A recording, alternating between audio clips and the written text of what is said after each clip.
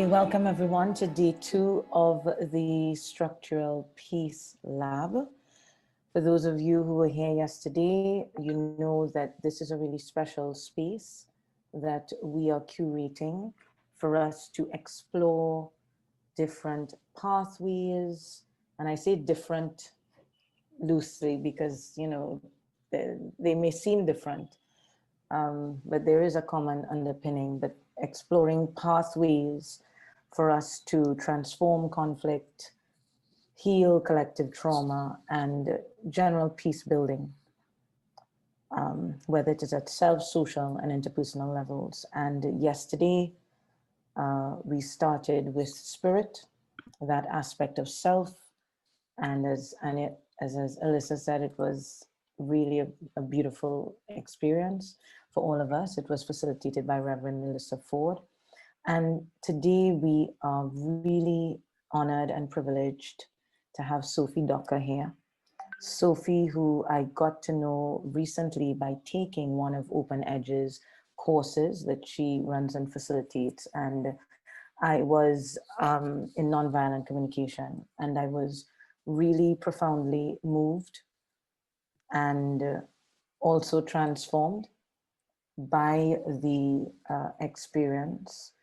And one of the things that Sophie is doing in this work, and I will share a little bit on her bio, but I just want to give you a personal touch on why I think Sophie is so important in this space that we are attempting to curate together.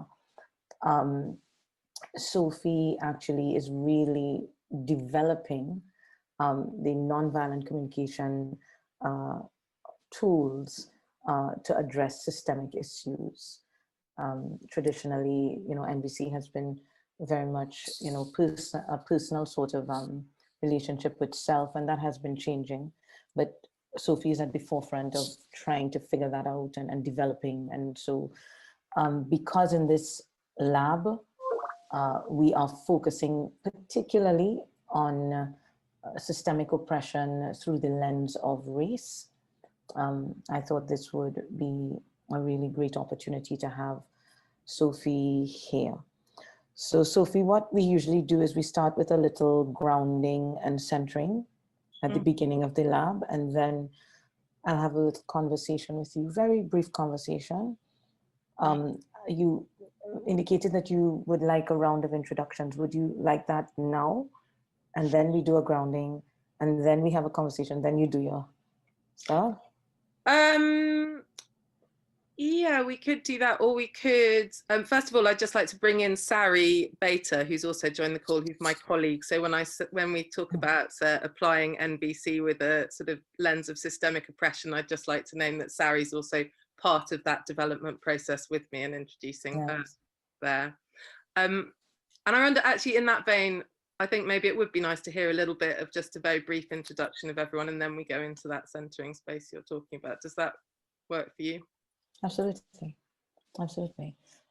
So, hi guys, I'm Margaret. I'm one of the founders of Future Law Institute that has done the curation of the content at this summit.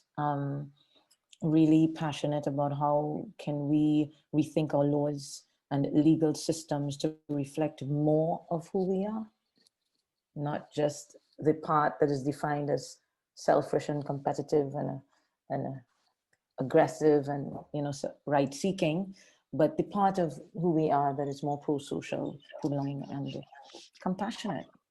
And so, yeah, that's me in a nutshell. Do I nominate the next person? The next person on my screen is Alyssa. Hi, I am glad to be here. I'm really excited about nonviolent communication. I study multimodal communication, so speech and gesture in second language narrative. And I'm generally interested in complex systems. When I realize that something that we take for granted, like speech or breathing, is more complicated than anything we have yet been able to design, and I figured out that I loved puzzles.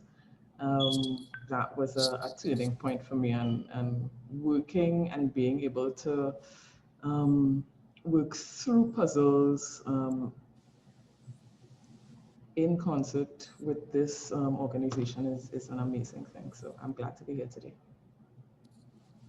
Thank you. Can I just interrupt for a minute before you nominate someone else and say one thing I'd love to know is if anybody has any prior experience with nonviolent communication while you're introducing yourselves. Obviously, Margaret and I know we have a relationship around that, but anyone else, I'd love to hear a little bit about if this is totally new or if you've got some prior knowledge of the framing of NVC. A small amount of prior knowledge of the framing of NVC. Yeah. Thank you. I nominate Juan Carlos.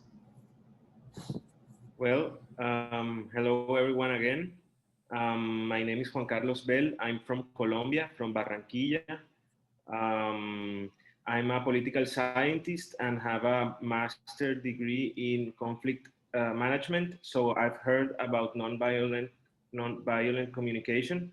And I also like to research on blockchain governance.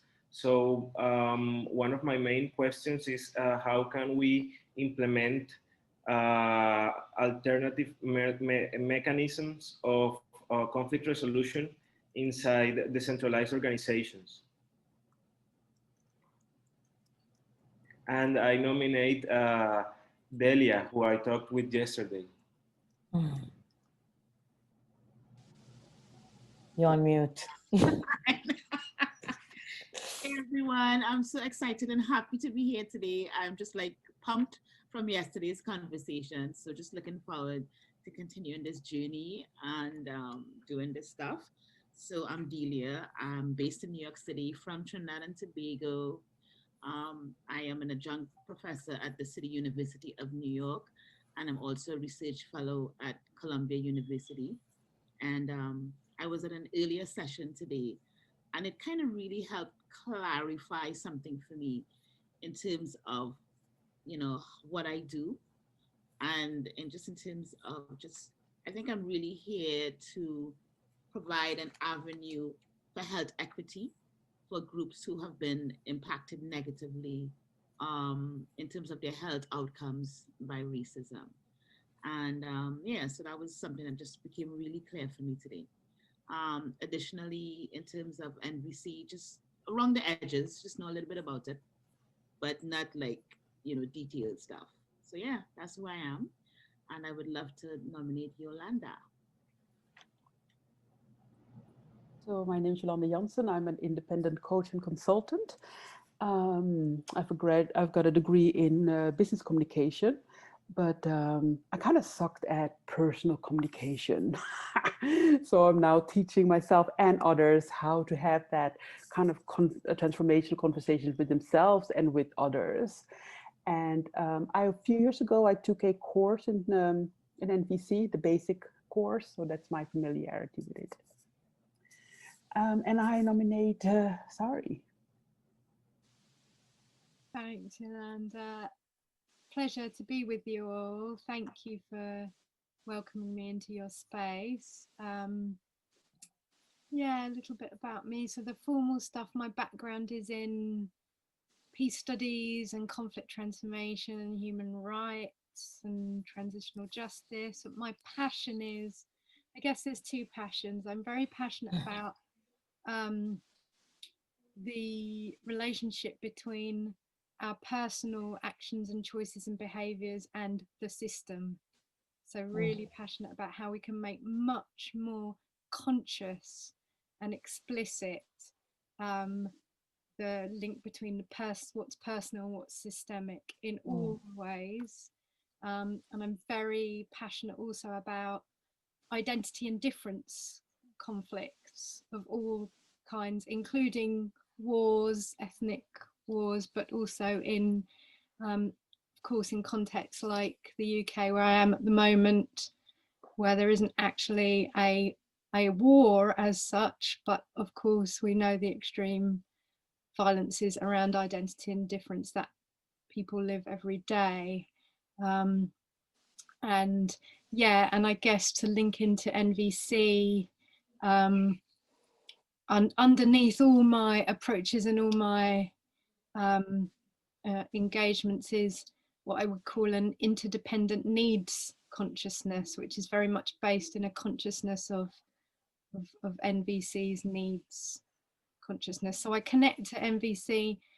Of course, it is a tool and a process, but it's also more than that. It's a consciousness, it's a way of being, and that's inside all the different types of processes and tools that I enjoy experimenting with. That's me, and I will pass to Amanda. Hello, everyone. My name's Amanda. Yeah, at the moment, I'll call myself a writer. However, the work that I wish to do, which brought me to this Peace Lab, is that I'm very interested in starting a community project to, I don't know if I should call it a project. I'm thinking,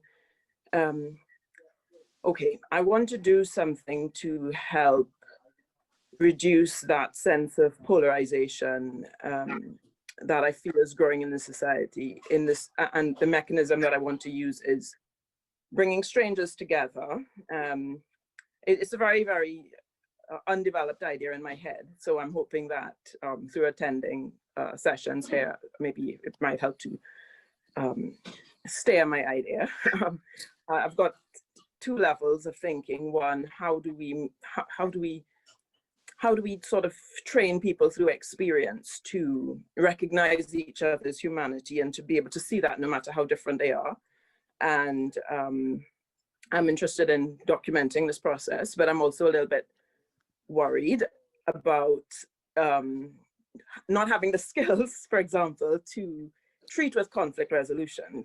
You're inviting strangers into a room and you're managing that room, and suppose in the process of people getting to know each other, well, two things. It would be lovely if I could have that confidence to train people to intentionally pick on an area of difference and conflict and go through the process of not necessarily resolving it, but having an amicable conversation. So it's kind of, maybe I've said a lot, but those are the ideas floating around in my head right now, and I feel as if the ideas that are coming through this Peace Lab may be helpful. So I'm really looking forward to see what's going to emerge.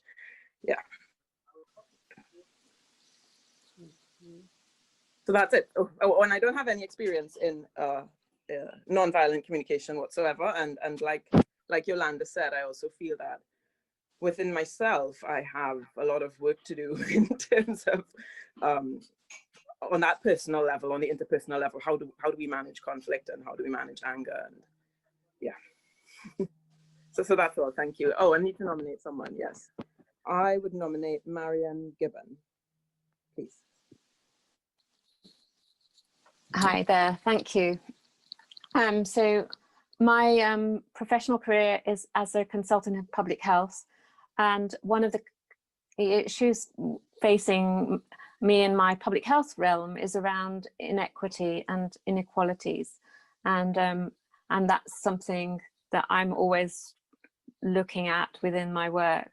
And I've had the opportunity of working in different countries in the past, and so in terms of Kenya, Sri Lanka and Nepal, and so that has also helped formulate some of my response and how I look at the world. And the issues to do with peace and structural peace is very important to me.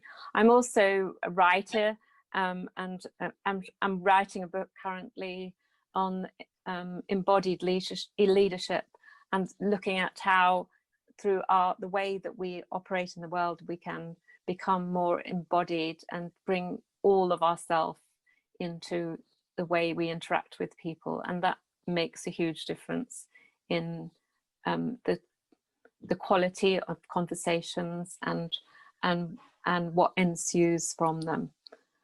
So that's me in a bit of a nutshell. Thank you. And I was trying to see who else was on the list. Agavani, is it? Agavni. Agavni just joined. Yes. Gavin, we're just going around right now and introducing ourselves and, you know, what brings us into this lab. And Sophie, who's is the lead facilitator tonight, has asked if you have any background in NVC, nonviolent communication, you can share on that as well. Hello, welcome. So Hafni, I don't have a specialty in nonviolent communication, but I do believe I very much use it in my work. So my background is in organizational and cultural change. And my company is called Hardcore Lab. Maybe you already heard that several times this weekend. So I come from a heart-based perspective, creating change in large organizations. And communication is actually a very big part of my work in changing mindsets, attitudes, like the systems in organizations. So yeah, that's why I'm joining, because I saw the title. I thought, oh, I need to be there. I'm too late. So that's why I'm stepping in right now, because I'm really curious about this session. And I saw Marion also in my session. So nice to see you, Marion. Yes, lovely to see you too. Great. And then thank you. Lovely to see you. And I've got one more person, I think, who doesn't have a video on. I think there's Lakita here. Yeah. Lakita. Hello, sorry, I couldn't figure out how to mute, and I didn't realize my video wasn't on. Sorry. Hi everybody, I am Lakita, and I have a background in law. I currently work for an intergovernmental organization, and my passion, or one of my interests, is finding tangible and equitable solutions to problems that we face. I think a lot of the times there are solutions, but they don't impact, or they don't have the impact that we would ideally want them to have. And also, I think we think about equality, but we don't think about equity. And I think someone raised that in a previous session, which I believe is really vital. And I think that nonviolent communication could assist in us reaching that equitable solution versus just a solution that's equal. And so I don't have experience with nonviolent communication, but I am interested to learn about it. Thank you. Welcome. So I introduced myself a little bit. Margaret gave me a bit of an introduction, but I'll just add something. Wow, feels like we're all in the right place. I'm loving hearing the experience and interests of everybody here, and talking about having a systemic lens on individual behaviour, as Sari did, and getting beyond the kind of polarisation that we're currently experiencing everywhere, and figuring out how to distribute power, as you're doing in blockchain, and have a sort of embodied whole person approach to going forward at all the flavours of what we work with in Open Ed. And it was wonderful to connect with Margaret on the course that she attended recently, because there was this sense of yeah, you really get where we're trying to go with this, which is trying to apply some of the amazingly transformative principles of nonviolent communication to systemic transformation and dynamics of oppression and things like that, rather than to use it as a sort of personal development tool alone in a very individualized framing. So we'll go into that a bit more when we begin the session. But Sari and I work together in Open Edge, which is a charity where we explore power, difference and identity. And we work a lot with conflict, because that's obviously where challenges show up.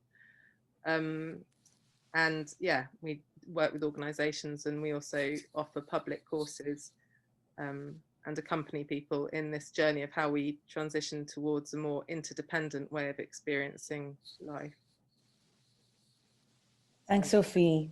Thank you, Sophie. And you know, we aim to start off this lab just getting to know you a little better. I'm seeing we are running short on time because we started a little late. So I just want to ask you one question, and from there you can flow into your, no, we were going to do our grounding and centering. There we go. Sorry, something has to go. So I think we will get to know you better as we go through and progress this session. I think I would love to invite Alyssa to just do a little centering with us, and I would leave you to take over the session at that point. So if we're eliminating anything, we'll eliminate the little conversation at the top. Sounds good? Great. Yeah. Okay. Alyssa? Okay, if we all get, you know, some of us have been sitting, you know, I saw Juan Carlos joined at like 2 a.m. His time. So just sit, you know, dancers call it sitting on your sit bones. Just really get yourself into your seat and feel how supported you are. The thing with speech is a tertiary function of the respiratory system. And it is so amazing. Breath is absolutely incredible. So just take a breath and take your dominant hand and just put it on your tummy. And just support your breath as you take a breath and aim for that breath to meet your hand. And because we're going to be talking about talking and talking about communicating with space and ease and grace, we're going to do something that we take a couple, what I call Darth Vader breaths. If you've ever been to a yoga class or you know, a Star Wars, Star Trek fan like me, Darth Vader sounds like, you know, just before he says, Luke, I am your father. You want to make that, practice making that sound. So if you turn off, if you're self-conscious, turn your video off and make that sound with your mouth open. And when you make that sound with your mouth open, your body will figure out how to do it through your nose. So you're going to make that sound and the breath is going to sound like,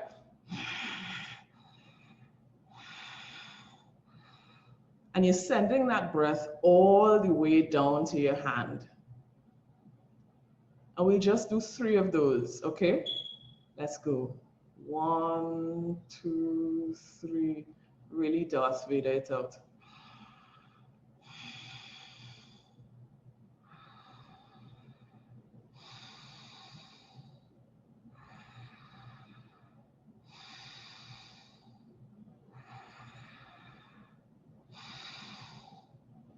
And just a couple more to bring yourself back to center and to, you know, that might have made you a little lightheaded. But what that does really is center your attention. If you're going to have a difficult conversation, that is amazing for speaking. So let's come back. And Sophie, we are with you. Great. Thank you for that, Alicia. Wonderful. So, I've been round in circles a little bit trying to think about how we can get to where I want to go in the short space of time we have. And I think I'd just like to make a caveat at the beginning that this is an enormous subject, and we're really only going to get a taste of the way that we can dip into it using an NVC approach in this time together. So just sort of letting go of my expectations and some sort of mourning the limits around time and what we can do within the remit there is today. So one of the things that I'm quite interested in is how we experience reality, how we experience life, and that we think of it often as something that's fixed and static, but actually the way that we experience things changes over time, and the meanings of words change, understanding changes, and it's not as sort of rigid and solid as we might think it is. So the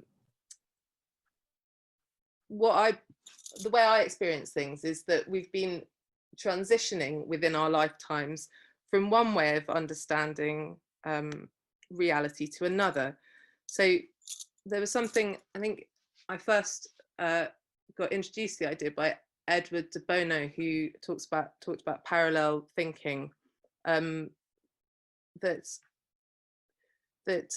sort of the underpinning, some of the underpinning values of the way we experience life now come from the last 2,000 years. They come from a sort of European colonial tradition that started in Greek and Roman times, or it's, I mean, I'm sure it's been going on an awful lot longer than that, but there's a particular iteration that I can really connect to from Greek and Roman philosophy that is underpinned by this idea of logic, that we're in a sort of either or reality. There's either right or wrong, there's this or that. It's all about defining things and finding the truth. So we've been in this idea of there is the truth and we can find it, and we make certain things right and certain things wrong. And this has had various different impacts in the way that we behave and the way that we organize. And it lends itself very well to hierarchical organizational structures and mechanisms for control that find what's wrong and exclude it. So we have a sort of dominant mainstream that is the kind of the authority on truth and rightness. However, in our lifetime, certainly in the last 40 or so years, and probably a bit longer than that, there's been another kind of thinking that's been emerging that's a lot more about complexity, that's about parallel thinking, concurrent strands of truth coexisting, and it going from the idea of the truth to there can be space for multiple truths. And I've seen this happening in terms of how organizations are structured. There's a lot more interest in flatter organizational structures, in power sharing, in collaboration, in different ways of organizing that are moving beyond this idea of a fixed and static singular truth into the idea of something a lot more relational, that there's my truth and your truth, and we can go from debating the truth to dialoguing about multiple truths. Does that resonate for people as your experience as well? I'd love a sort of thumbs up or a show of hands or a kind of wave or something like that. If you can. We've got the nice electronic thumbs, which are always nice to see. Margaret, have you got the handout? Could you share it in the chat? Oh, great, thank you. Nice bit of thumbs up. So we've got a handout, and unfortunately due to my confusion over, no, I was assuming that we were on, in my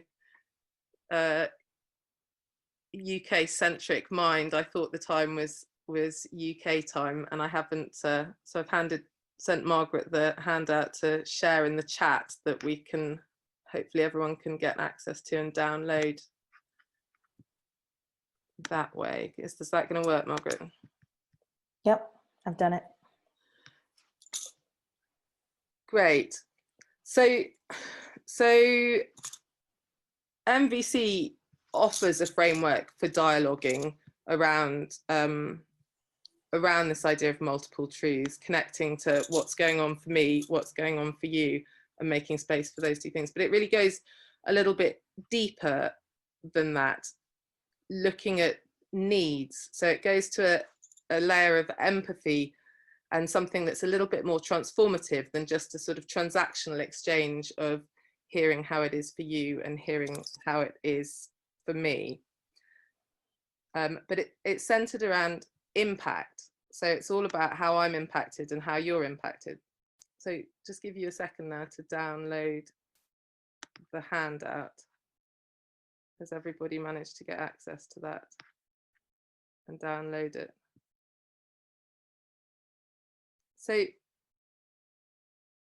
there's many different ways to describe what NVC is and how to apply it. And one of the key, the sort of central feature of NVC is it's a needs-based understanding of human behavior. So we're working with the concepts of human needs that have been developed by lots of people over time. Max Neef, Maslow, Marshall Rosenberg, who put together NVC, and various other people all talk about needs.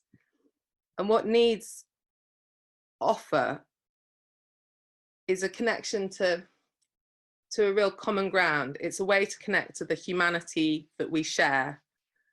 So I'm just going to open my handout so I can talk through it with you a little bit. Hold on, bear with me 1 minute.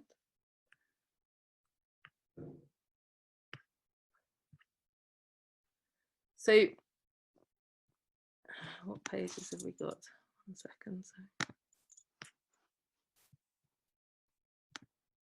Okay, here we go. So we're going to skip back to page 3 actually in a minute. We're going to talk about needs first of all, and then go back to that page 3 that's talking about domination systems and living systems. So the idea of needs in an NVC framing is they're universal. We all share them. So I've come here today to talk with you to meet needs that I have for community, for shared learning, for solidarity, for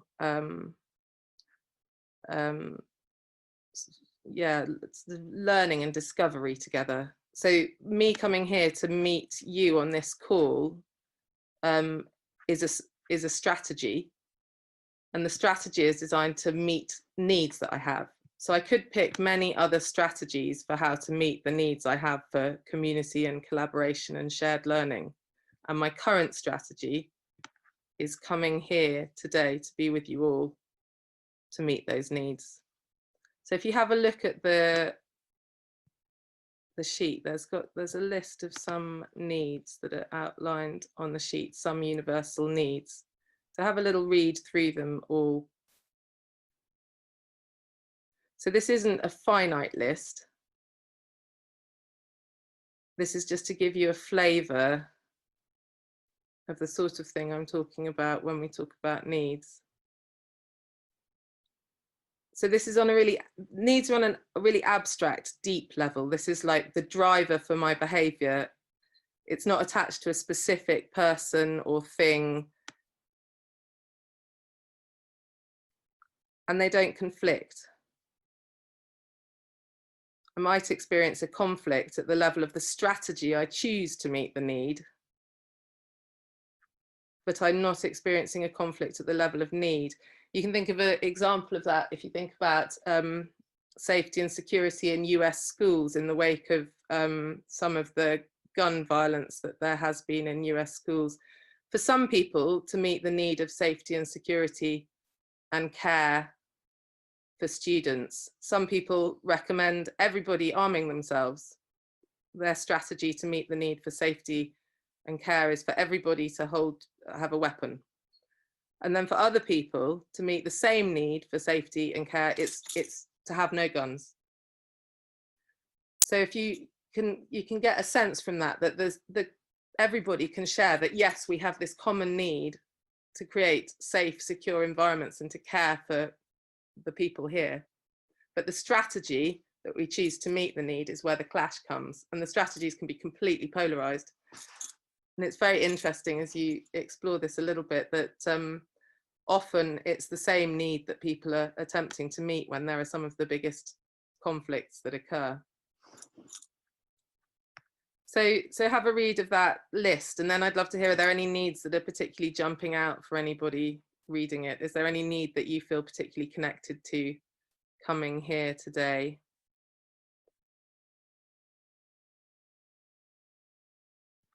What stands out for you as jumping out and drawing your attention on that list?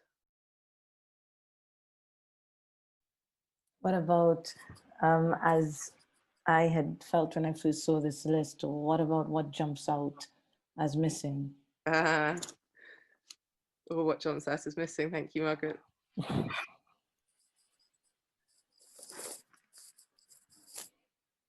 I might go into that a little bit. So actually, I haven't got justice down on this list, which is one of the things. Fairness, yeah. Margaret flagged initially, and I would put justice on it. I just think justice has got some baggage with it as a concept, as lots of these needs have. So often, justice is a strategy, and it can also be very much equated with punishment as well. In our current understanding of the world, justice and punishment have almost become synonymous for the same thing, certainly in the system that we're part of here in the global north. balance and solidarity from Juan Carlos. Thank you for that. Yeah, that resonates with you. So what were these needs written on this sheet are just words on a page right here, to give you a prompt to get into the sort of territory that we're exploring. These needs actually don't live on a list on a piece of paper. They are something you experience in your body. So the way that we would like to approach NVC is very much an embodied approach. There's a wisdom in your body that you experience an impact when things happen. That impact happens with thoughts, it happens with feelings and bodily sensations, and that points to the needs. So when you read through this list, there might be a felt sense of some of them in your body. There might be a sort of a relax when you read some of them. There might be the kind of a grief at the lack of experiencing of others. They'll live in your body in different ways. So it's not just words on a piece of paper. And the other thing that's super important for us talking about these needs is they're not individual, they're interdependent. So because of the system that we've been in for the last 2,000 years, possibly longer, the right-wrong framing that we talked about, it's become hyper individualized. And so we see ourselves as individual and separate. And so when we look at needs, it becomes my needs and how I can meet them. What we're exploring in the way that we're engaging with NVC, however, is these needs are our needs. And when one person is experiencing them, it's relevant for all of us. They're coming through me for all of us. So that, Sari, I'm wondering, I haven't asked if you want to add anything. Will you jump in if you do at any point?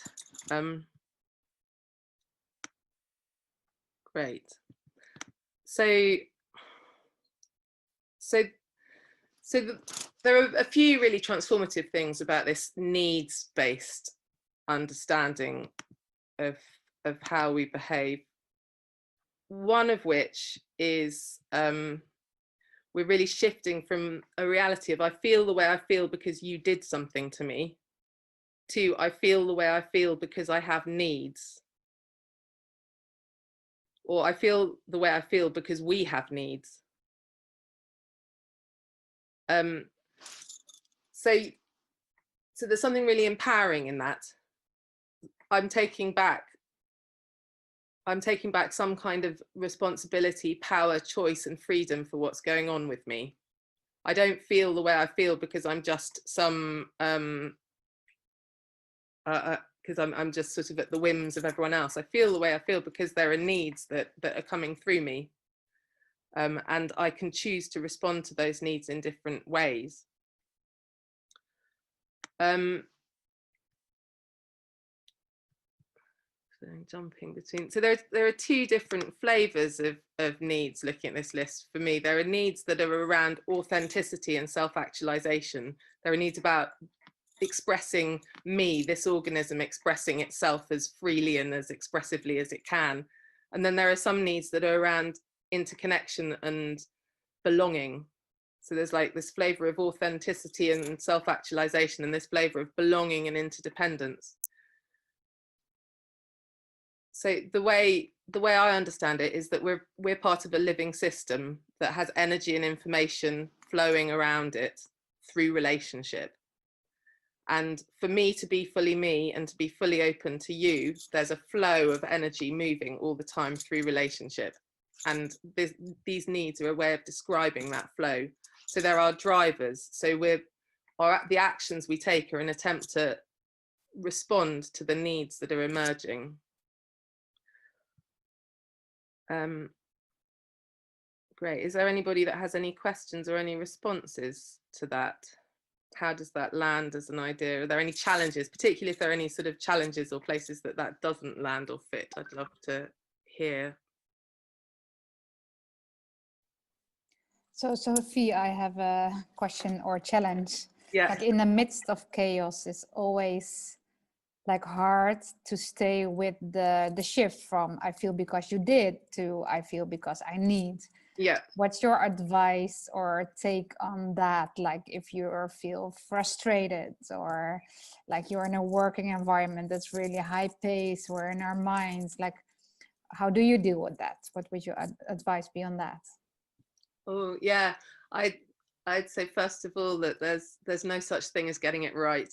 And I would say that this is all about trying to get to a new way of meeting life. So one way of meeting life is trying to decide who's right and who's wrong.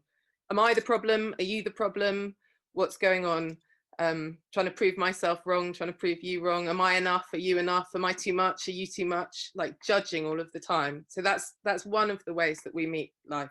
If we stop there, we're in this sort of separating reality where it's like deciding who's right, who's wrong, excluding and punishing the wrong ones, and fighting, not letting anyone see our broken bits because we're fighting to keep our own rightness and preserve our belonging that way. So if we stop there, that's sort of where we are now collectively. Whereas what we're looking at with NVC is trying to drop into a deeper level of awareness. So it's all about bringing it into consciousness. So even just noticing that's what's going on for me is a celebration. And then there's bringing more and more into consciousness all the time. And that's a practice. It's an awareness discipline. And it's all about, for me, shifting away from this looking for what's right and what's wrong and problematizing people into bringing awareness to what is happening and what does that mean for me in terms of our needs collectively and the needs that are emerging. Does that answer a bit? So I would say in the moment, for sure, it's a mess. We're all a mess. And part of it is all about being able to just be as authentic as possible. And any sort of steps that we can take towards that are progress in my mind. Is there anyone else who has anything to add? So we'll get on a little bit to more of a sort of how this relates to us in a system, but I'm wondering if first of all it would be good to have a little breakout group and practically have an experience of connecting to our needs or to needs that might be up for you through an example from something in your life.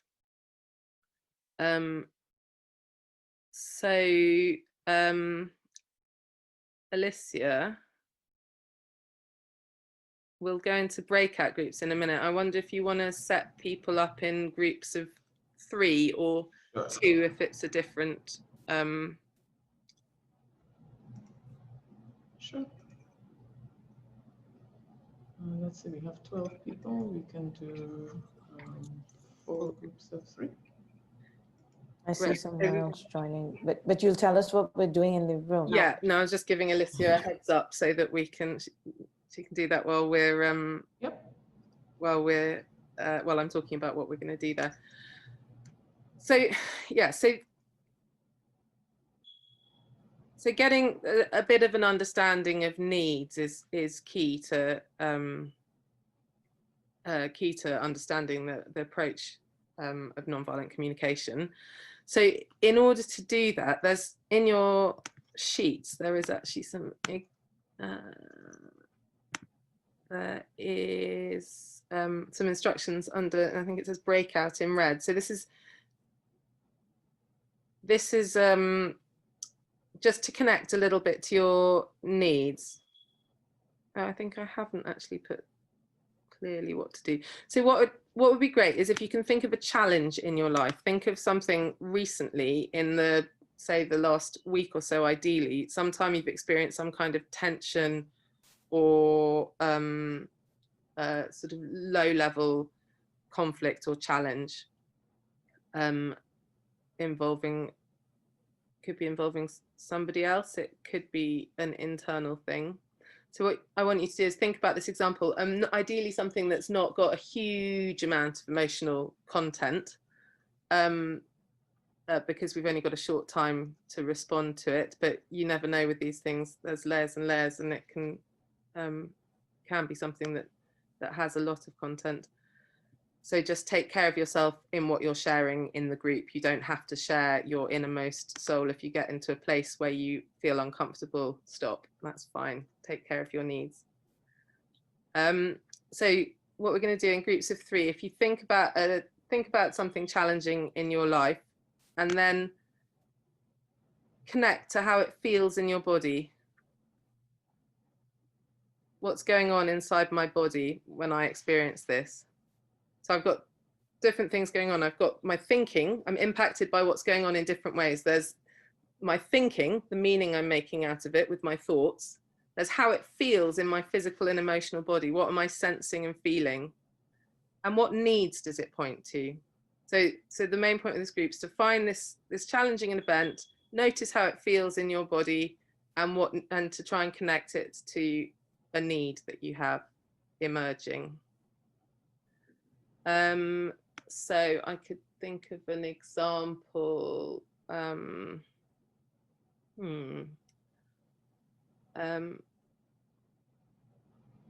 So I went to a shop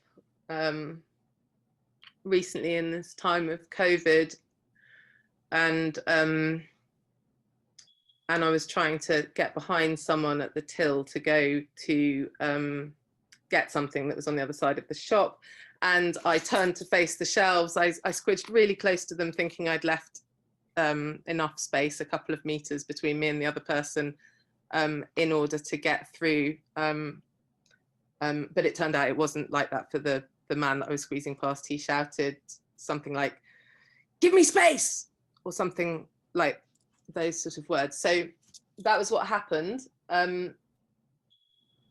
I felt shock in my body, like I was shocked. I had some kind of thinking going on around, thinking, well, why is he saying that? I've given him enough space. What's going on for him? Maybe there's, have I done something, have I done something wrong? That sort of thinking. Connecting to my body, there's a shock, a little bit of a hollowness in my stomach, a bit of maybe emotion, sort of some sadness coming up, and then connecting that on a needs level. So what was I longing for in that moment? And I think for me in that moment, I was longing for, I wanted to be seen and understood for the care I was taking. I felt like there was I had a lot of care for this man and his well-being, and there was some shock and this longing to be seen and understood for the care that I had. So that's the sort of thing I'd like you to do. So go into groups of 3, spend a little bit of time thinking about your example, and then take it in turns. We'll do 20, I'm really confused with time now because of the European time. So it's like, what time are we finishing, Margaret? I'm the same way. I am the same way. We started at 5:30, a little late, so this is supposed to go until 7. Oh dear. Okay, so we haven't got loads of time. Is it possible to go on longer than that, or are we probably want to finish everyone? I'm happy to, but so we could get to much longer. Yeah, we'll get to make sure we get to some kind of close at 7, and if there are people who want to stay for discussion after that, we can. So in that vein, actually, can I really torment you, Alicia, and ask you to put people in groups of 2? Sure. So have a little think. Is there anyone who hasn't got an example that they can use? Right, good. Sometimes it happens that when you ask people to think of an example of conflict or challenge, everybody turns into sort of ascended masters that have no trouble in their life. So it's great everybody's in touch with a bit of live conflict. So if we go into groups of 2, so you can have 5 minutes each to go through your example, decide who's going to go first and decide who's going to keep the time. We'll give you sort of a minute at the beginning and a minute for changeover, and then invite everybody to come back. So any questions on what we're doing before we go? No, great. So will you open the rooms, Licia? All righty, here we go. If anybody needs, please call and we'll pop into your room. So 1 minute each. Sorry, no, 5 minutes each. but there would, with 1 minute changeover time in the middle. So I'll ask Alicia to send a message to everyone when it's changeover time, but if you can track the time as well, that would be helpful. Sure.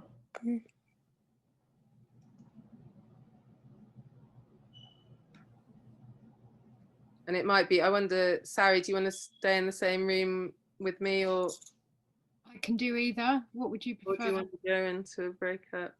How does it work with numbers? I've got an invitation to join room 5. Can I not join? So have I. So that means we'd be together. Oh, perfect. Yeah. And Marion is not there, so you might need to be a 3. Be part. Someone might need to be part of it. Marion, are you there? I'm not sure if Marion's going. Alicia, does that mean someone's on their own? Margaret is on her own, but that's probably okay, is it? Do you think? Let me move her to room 5 with you guys. Oh, there we go, Margaret. I was by myself. So Marion is in the main room, and I think is possibly not near her computer. So, and she was allocated a room with you. So. No, Marion was with Anil. Oh, right. So Anil is on his own. Is Anil's on his own? Anil goes. Shall I go into room 4? Sure, let me send you there. Shall I go? Yeah, I'm sending you there now. Oh, okay, sending me there.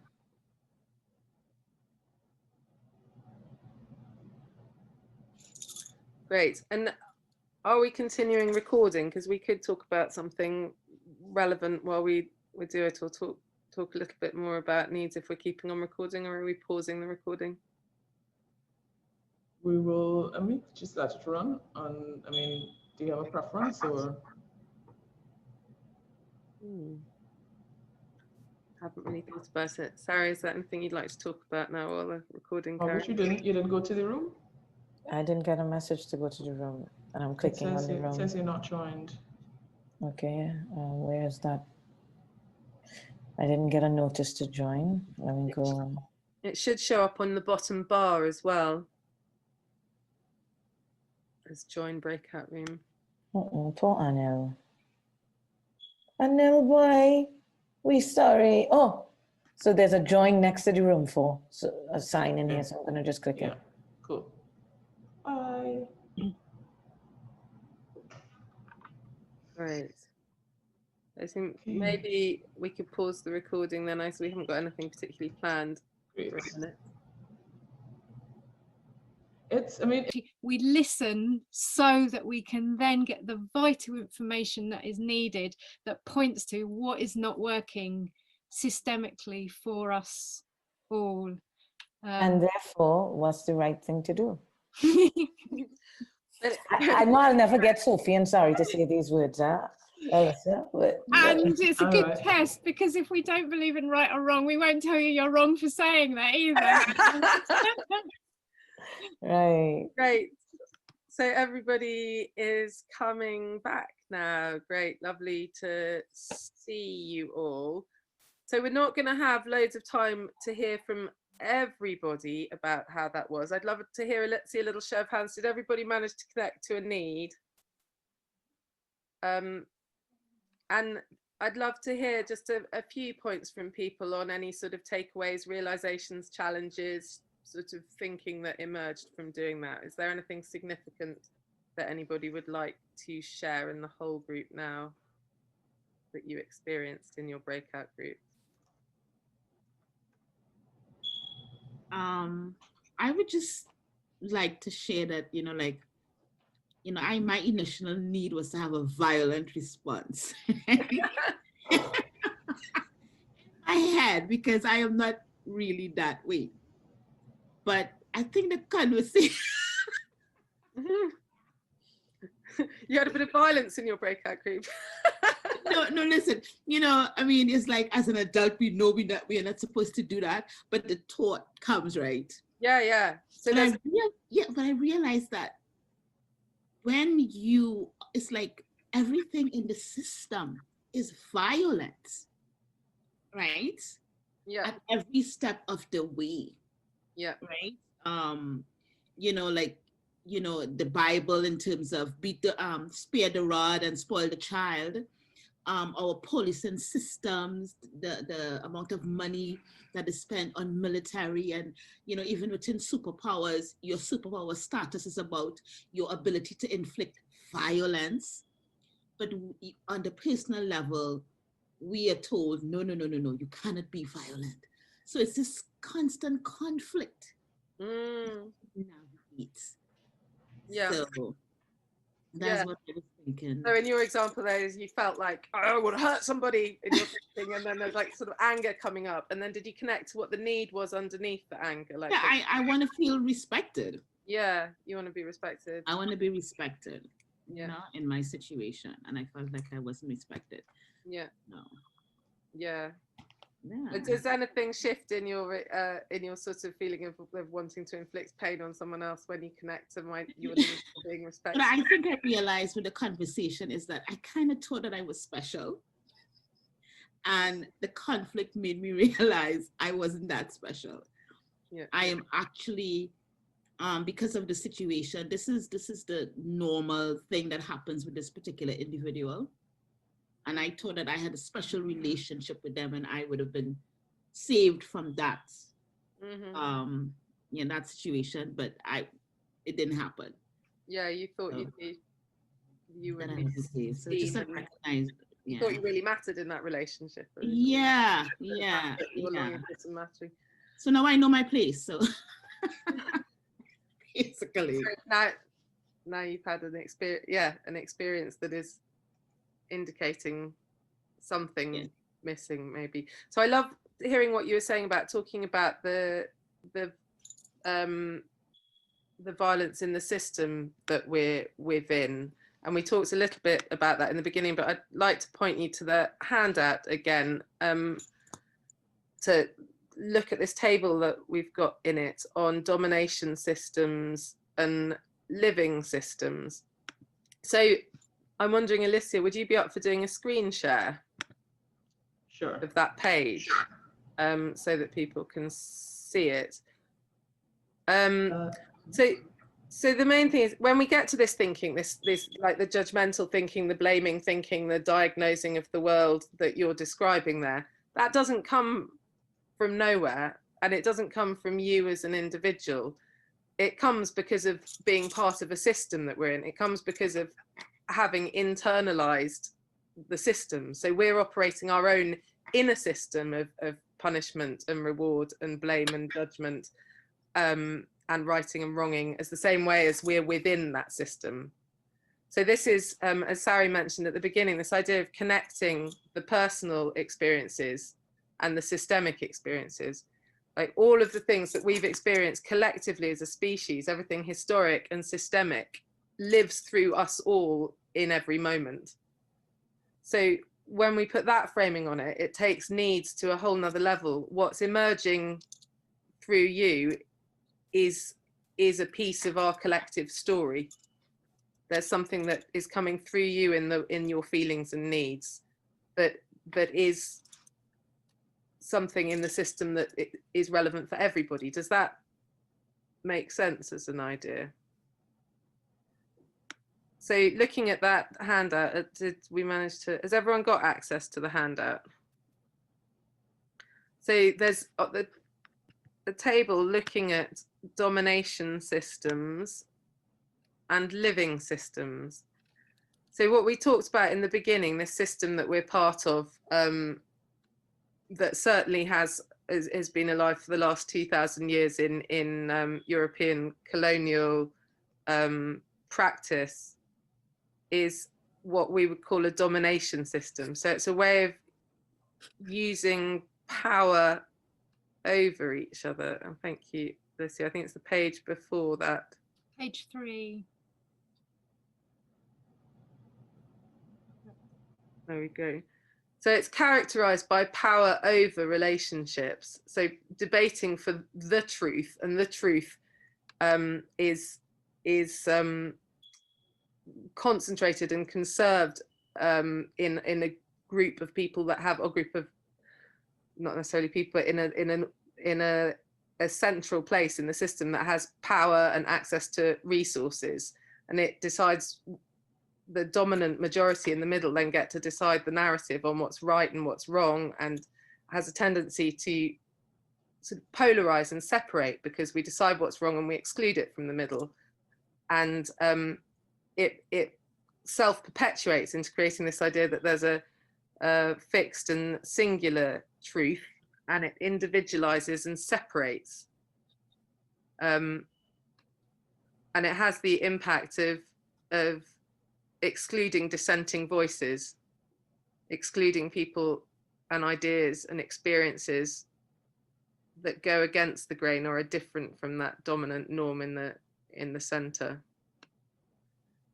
So I personally feel like I can trace this to this either or way of thinking and experiencing reality. So this either or and right and wrong framing has a wonderful way of conserving and consolidating power and resources, and marginalizing and separating difference. And that then obviously has a huge impact for us individually and collectively. So what my huge excitement with an NVC approach is that it's, for me, a roadmap to get to how we can be in a living system where we can experience multiple truths as both my truth and your truth, and in that way we can distribute power and be in a complex, adaptive living system, which is fluid and dynamic and plural, and it's about interdependence. So this, in this individualized framing, I feel like I have thinking, and it's judgmental thinking, it's mine and it's my fault. It's about me as an individual. Whereas actually this comes from the system that we are within. Delia, noticing you waving. This is a question that I have struggled with, right? Because I get the domination system, either right, wrong kind of thing. But are there things that are fundamentally wrong? You know, it's just no legway, there's no leeway, I should say. You know, it is, some things are wrong and some things are right. You know, do we have space for that in the system? So what, yeah, thank you for naming that. And I'm smiling when you name that, because I love when we go to this place, because it's like, yeah, how do we deal with the really, really horrific things that are happening? How do we deal with the extreme injustice that there is without saying it's wrong? Or what's left? And it's so think about, what does it give you saying it's wrong? What does it give you to name something as wrong and to call it out as wrong? Does anyone, Delia or anyone else, have a thought on that? Or Margaret? Yeah, I would say when we say that something is wrong, yeah, that's exactly, as Yolanda says, righteousness. It makes us feel right. So it gives us a sense of superiority of being right. There's a sense of superiority being right. And I'm wondering if there's something around accountability, like that it's a strategy for accountability. So by saying that behavior is wrong, then there can be some way acknowledging the harm and the impact and generating some kind of accountability. I think civilization is about we deciding to agree on certain things. You know, that is that the running thread through civilizations, that there's an agreement, right? Mm-hmm. Otherwise we wouldn't exist. We would have constant chaos if anything goes, right? So it's not even about, you know, a sense of superiority. It's the connecting with others. Mm-hmm. That there's some things that, because if we are on that quest of civilization, that there's some things that threaten civilization. Yeah.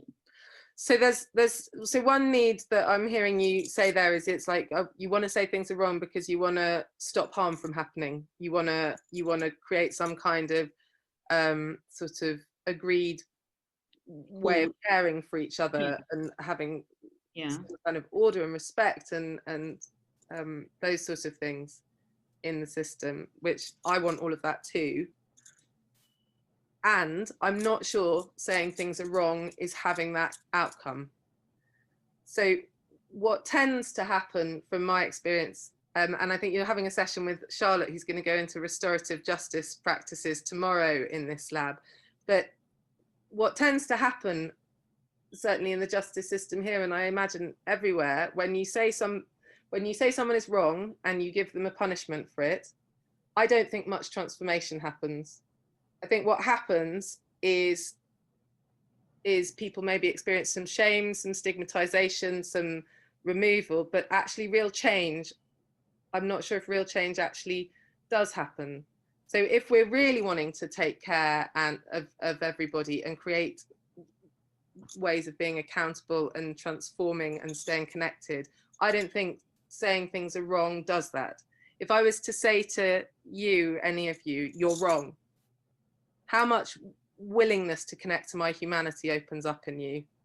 How much interest do you have in my perspective? I'm imagining what happens is your nervous system, I mean, goes into some kind of defensive reaction, and you want to justify yourself, or you want to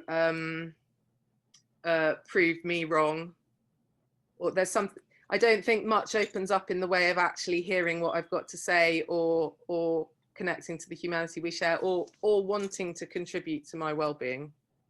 Is it a matter of separating the beauty of the human being and the action, and using the right language to convey that? Is that the nuance that we're looking at? Sorry, you want to say something, Sarah? I was just going to say, I wonder if what you're hitting on is, you might be familiar with this, the two hands of nonviolence, where you say no, very clearly no to the actions, to the behaviors, to the strategies, but you say you still have an open palm to the person, because you still want to connect, so that you can try to create understanding and get that person to understand why you're saying no, and make space to do the work to make the change. I wonder if that's what you're touching into at all, Julia? I have I don't really have any knowledge on NVC, but it's just that I certainly feel that no human being is illegal or wrong or anything like that. But there's certain actions, you know, that. And you want to be, you want to be able to say, no, that's not okay. So, I'm not suggesting that we don't say, no, that's not okay. Right. What I'm suggesting is that rather than say, no, that's not okay through saying that's wrong, we say, no, that's not okay by looking at the impact that it has. Okay. So and I think that there's a greater degree of accountability and transformation that can come if we're looking at the impact of what's happening, rather than just focusing on the rightness or wrongness of the action. Right. I'm wondering if there's an example that we could think of that fleshes that out better. Sarah, do you have anything? So I guess it's if something, if I did something and you felt that action was wrong, Delia, if you told me that I was wrong, I'd go into that potentially into a defensive reaction, either justifying my intention or justifying my intention or wanting to attack you for being wrong. Whereas if I could hear how you were impacted by what happened, it would be a very different flavor, and it might change things for me. It would give me an awful lot more information on how to be in relationship with you differently. And if it was hearing your pain, that would be an awful lot more transformative for me than having than my sort of defensive response might be. Does that make sense? I mean, I get that in terms of maybe we might have a difference of opinion, and if I say you are wrong, that's just like probably being rude. But I'm thinking of more complex issues that I think are a little more clear, like someone who abuses their wife, right? She gets beaten to 1 inch of her life. You know, what are we going to say? You know, we see that that's the choice that you made, and while we cannot agree with that, we understand that you're probably coming from a point of pain. Is that the kind of nuance that we are looking at in terms of connecting to that person? I don't think in that, so because I mean, to me it's clearly wrong, right? Like, yeah, wife, right? So and saying it's wrong is a way to try and stop it from happening again. Yeah, and then of course accountability. You will you know, there are a lot of laws in place that punishes that behavior, you know. Yeah, but I do understand that in terms of why somebody would exhibit that behavior, there's a lot of stuff going on there. Yeah, but I'm noticing there are a few other hands raised that we'll get to. I just want to stay with this for a minute, if that's okay. So Amanda's raised her hand and other people. Is it this point or another point that you want to interject on? It's this point. Okay, cool. I'll come to you just next. So thinking about a person who's had a horrible thing happen to them, what do they want in that situation? What are they likely to want? I'm imagining somebody in a domestic abuse situation like that might want it not to happen again, might want to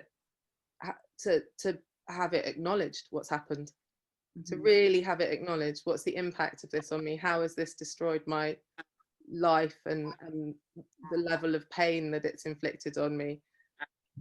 So there's sort of not wanting it to happen again, and there's wanting really the impact of it to be really acknowledged. So saying it's wrong alone doesn't give that.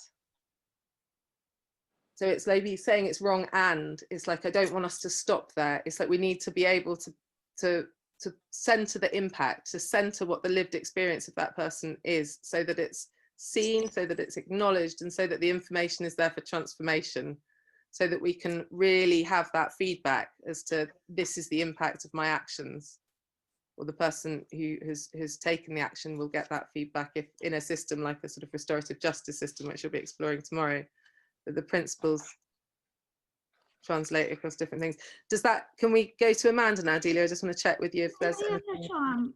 Does that give you anything more before we move to Amanda?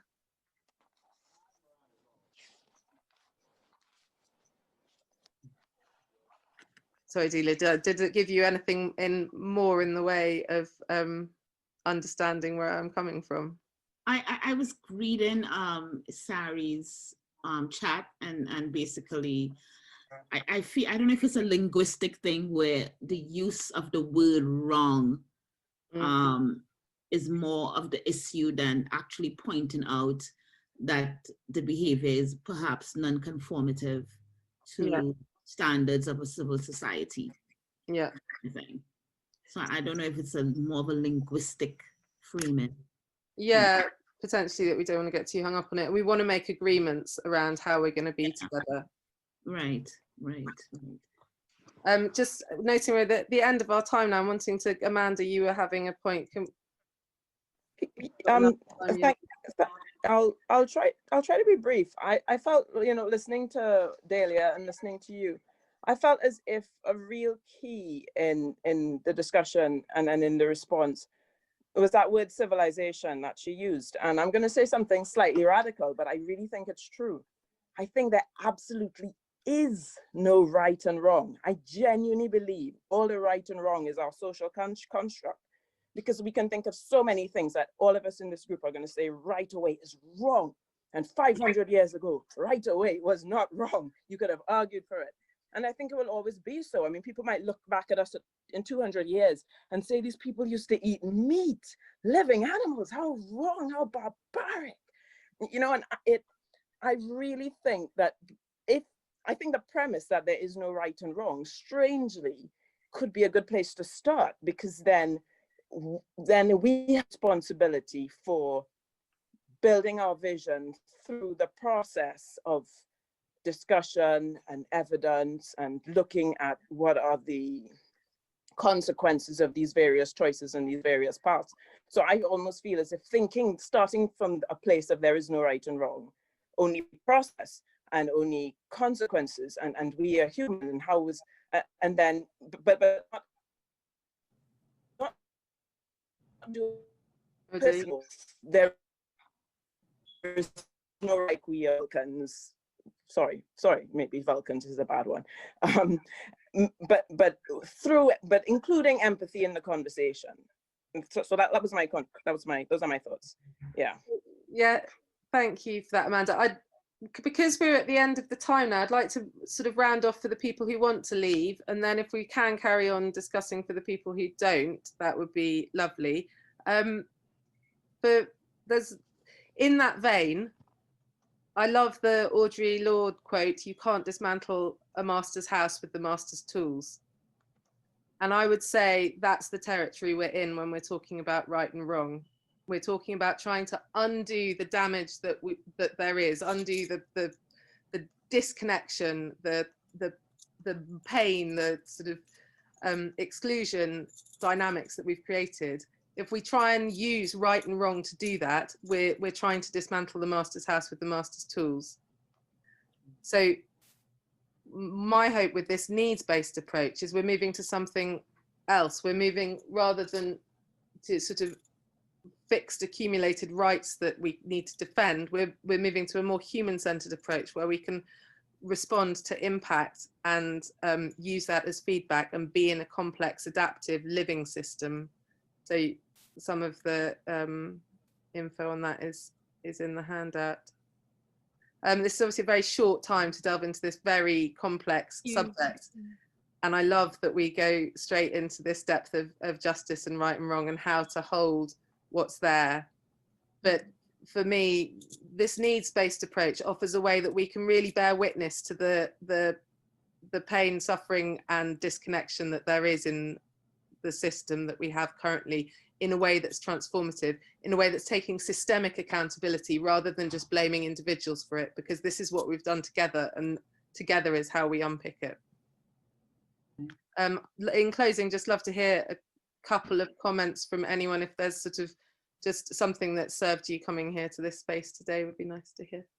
Can I just add quickly? I'm really happy that you said that, because I raised this question yesterday, and I think given all the trauma that I think everyone has faced some form of trauma. And as you said, if you just say that the person's wrong, they immediately become defensive because they've reached this point because of something they've faced. And I'm still trying to figure out then, how do we approach the situation, especially when it comes to these complex issues of racism or even rape and sexual abuse? How do we reach that point? Because oftentimes you would hear that these are people who were victims before. So telling them it's wrong, it's like a slap in their face, because no one told their abuser that it was wrong. So it became something like, oh, well, now I have the power, so I can continue doing it because it was done to me.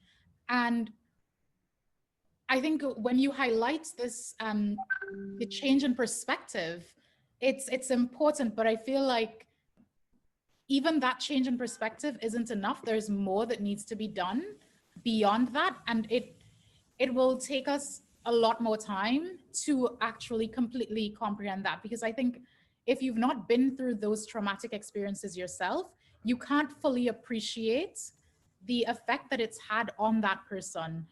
And that makes it even more difficult to correct that wrong. Because there was one incident, I'd done this retreat, and one of the speakers was talking about it, and he was saying that this individual, she'd been abused her entire life, and then one day she killed one of her abusers, and she's been imprisoned. And in interacting with her, he was saying, you know, she said if she got out at any moment, they'll all be sorry. And, you know, if you hear it on the end, you hear this person has gone on and committed all these crimes, you're like, oh my gosh, how can she do that? She needs to be punished. But there's a completely complex story behind it that we don't understand. And even if you just read about it, you can't fathom what that does to your, like, your mental and emotional and physical well-being, and just in terms of your relationships with others. So I'm just very happy that you had this session. It was so eye-opening, and just discussion about transforming or, you know, shifting how we look at our feelings and why we feel that way is definitely a step in the right direction. So thank you very much. Thank you, Lakita. In the right, not the wrong direction. In the right, not the wrong direction. We need to leave it. We need to leave it right there, because we are about 10 minutes over, and I have a session and people are banging down the door to get in. So we have to vacate the room. Yeah. But I would like to just say one last thing before we go, Alyssa. Thank you so much, Sophie, for facilitating this session. It was too short because we have begun these discussions on this issue, and there's no way that we could really get to the meat of it this evening. And I'm chomping at the bit to weigh in and to bring some sort of integration, I think, that could be brought to this topic. But there is another session I have to head to, and Alyssa has to head to. So, I mean, it would be great if you guys can plug in over the next, you and Sari, if you have the time, over the next couple of days of the lab, and we can continue these discussions, because there is more to be, I think, discussed on the NVC approach to systemic violence. Thank you, Margaret. And anyone who would like to connect with us, we do other things. And if you're keen on exploring this further, please get in touch. The website's on the bottom of that handout. Yeah. And definitely we do look at how we can go to the next steps, Lakita. So yes. Thank you for letting me be with you. Enjoy your time. Thank you so much. Thank you, guys. Thanks everyone for coming. See you tomorrow.